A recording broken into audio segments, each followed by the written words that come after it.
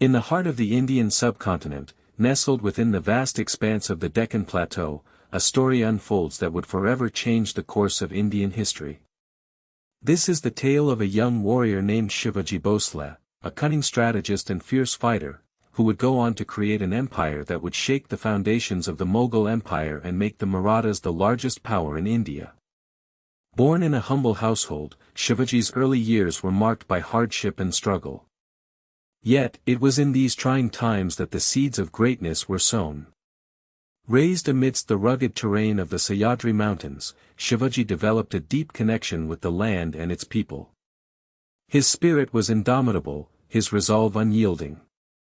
As he grew, Shivaji's strategic mind and warrior spirit began to take shape.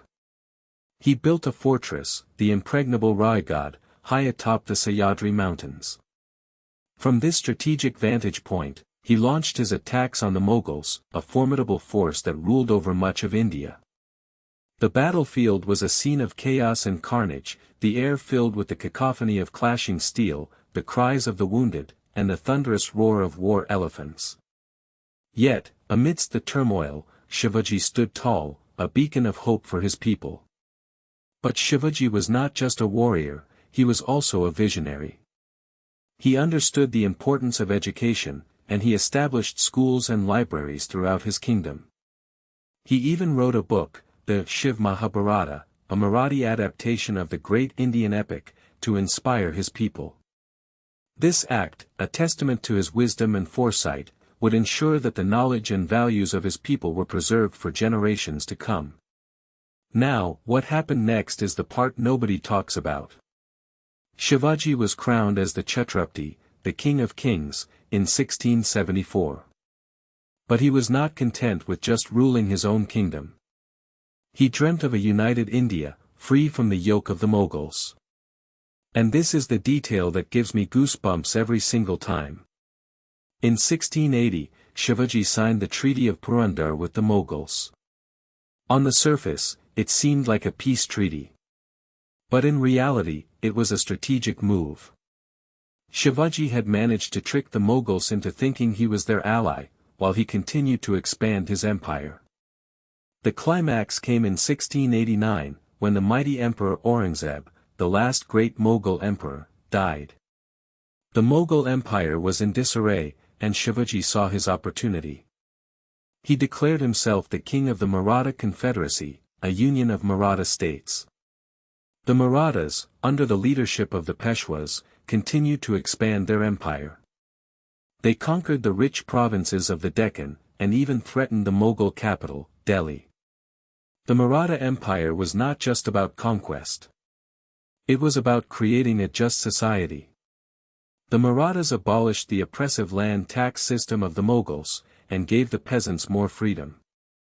They also encouraged trade and commerce, and the Maratha Empire became one of the richest regions in the world. The cities of the Maratha Empire were bustling hubs of activity, filled with merchants from all corners of the globe, exchanging goods and ideas. The Maratha Empire reached its zenith in the 18th century, under the rule of the Peshwa Bajirao I and his son, Nanasaheb Peshwa. They expanded the empire to the north, conquering the provinces of the northwest frontier, and even threatening the Mughal emperor in Delhi. Yet, their reign was not without its challenges. The Marathas were a diverse people, with different languages, cultures, and traditions. Bajirao I and Nanasaheb Peshwa worked tirelessly to unite their people, to forge a common identity that transcended these differences. But here is where the story takes a tragic turn. The Marathas were divided by internal strife and power struggles. The Peshwa Bajirao II was a weak ruler, and the Maratha Empire began to crumble. The British East India Company took advantage of this weakness, and gradually took over the Maratha territories. The Maratha Empire was no more. Yet, the legacy of the Marathas lives on. They are a reminder of the power of unity, the importance of education, and the indomitable spirit of the Indian people.